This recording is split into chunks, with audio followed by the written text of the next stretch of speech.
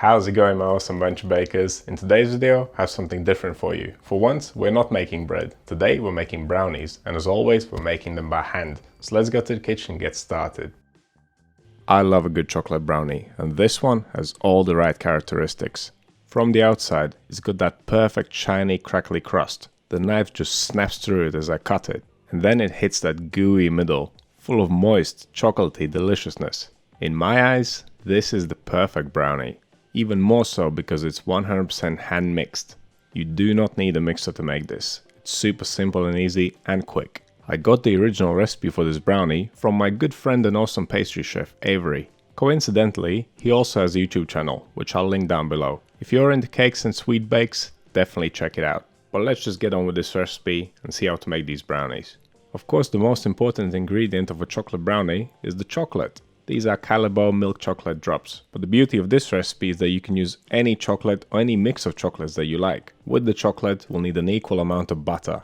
Yes, you're definitely not making these when you're on a diet. We'll also need some sugar and some flour. I decided to use a mix of sugars, the majority white and the rest soft brown. Same rules apply as with the chocolate. You can use any sugar that you like and mix them up to your taste. The soft brown sugar makes the brownie extra rich. But all that sweetness needs to be balanced with a bit of salt. And last but not least, we'll need some eggs. But this is all we need, only 6 ingredients. As ever, the simplest recipes are the best. And we don't need much equipment either. A bowl, scales, a spatula, a whisk, a pot for melting the chocolate and the butter. If you don't want to do it on a hob, you can melt it in the microwave. But of course don't use a metal pot for that. I like my brownie a little bit thick, and this high-sided baking tray is perfect for that.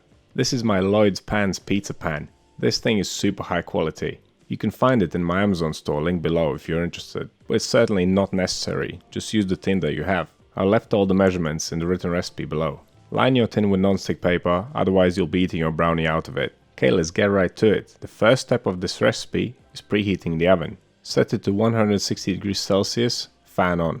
That's 320 degrees Fahrenheit. If your oven doesn't have a fan, set it to 180 degrees. Now in a large bowl, combine the eggs and the sugar, and then whisk until the sugar is dissolved. If you are using brown sugar like I am, you might end up with some lumps. And if you do, then pass the mix through a sieve to make it nice and smooth. After whisking the eggs and sugar, add the salt and the flour. And then whisk until completely smooth. The ingredients for this recipe are split up into 2 parts.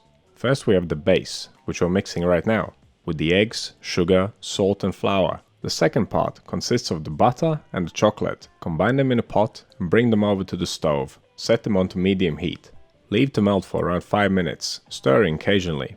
Make sure it doesn't stick to the bottom of the pan and burn. Not setting the stove too hot will prevent this, of course. The chocolate and butter mix must not be hot. As soon as it's melted, take it off and pour it into the bowl containing the base. Now you just have to whisk until everything's well combined. This recipe is so quick and easy that it will take less than an hour from the time that you start weighing out your ingredients to the time you're pulling delicious brownies from your oven. After you have given the mix a good whisking, scrape it all together using a spatula and give it another quick mix using that spatula, just to make sure there are no streaks. The chocolate and butter and the base mix must be combined perfectly. Now pour the batter into a non-stick paper lined baking tin, then pick it up and whack it against the table a couple times, just to get rid of any air bubbles. And just look at how shiny it is, it's beautiful. And that's all we need to do. This bad boy is ready for the oven, so let's get it in there. It will take 35 minutes to fully bake. If your oven doesn't have a fan, just bake it at 180 and for the same amount of time. It should have nice big cracks on the surface and be well puffed up. And this one is definitely ready, so let's get it out. At the moment, this is super fragile, so we cannot remove it from the tin. Let's leave it to cool down for 1 hour and then we'll refrigerate it. A cold brownie is easier to handle, easier to cut. Personally, I prefer eating a cold brownie. You can easily keep this brownie in the fridge for up to a week, or you can cut it up in portions and freeze it. I was actually being super impatient here. I pulled it out of the fridge after just 1 hour, so it's still quite moist and soft. Be nice and gentle when you remove it from the tin. Pull it up by the paper, don't touch the brownie itself. And do not put your fingers on the surface, because that crackly crust will stick to your fingertips and you will ruin the look of it. And this is such a good looking brownie, you definitely don't want to ruin it. There's actually no need to remove the paper like I'm doing in the video. You can cut it into portions whilst it's still on the paper. I just did it for the video. I really hope you try out this recipe. It is so simple and quick that there's no reason not to. And if you do, Please let me know how it turned out. Before we go, let's just look at the inside of this brownie. This is how it looked on the first day, after only being cooled down for 2 hours. It is super moist and gooey, and it's quite soft still. Now, like I mentioned earlier, I actually prefer a cold brownie, so I left the rest in the fridge overnight. This is what it looked like once it was cold and set on the next day. Of course, it was slightly firmer and not as wet, but it was still nice and gooey and rich. Now that's my kind of brownie. I must admit, I demolished a few too many pieces of this.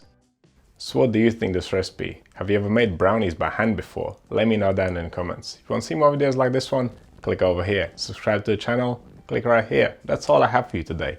Thank you so much for watching, and I'll see you in the next one.